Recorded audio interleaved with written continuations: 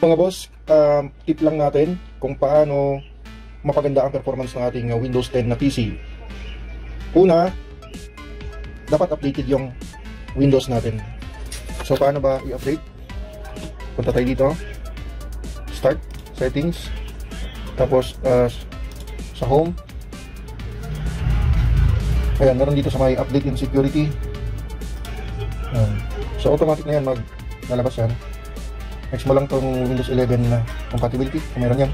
Tapos click mo lang po yung check for updates. So antayin mo po yan na mag-download at mag-ask yan na i-install. So install nyo lang po lahat. Kung mag-ask po siya ng restart, i-restart nyo lang po. Pero make sure nyo po muna na na-install na lahat bago nyo click ng restart. Okay. So importante yan, Windows update. Take note lang pala, pag nag-update po tayo, habang nasa update process po yan, bawal pong shutdown, bawal na i-force shutdown, dahil pwede magloko po yung ating PC. Yung OS po niya ang magloko at hindi magbukas ang ating PC sa Windows.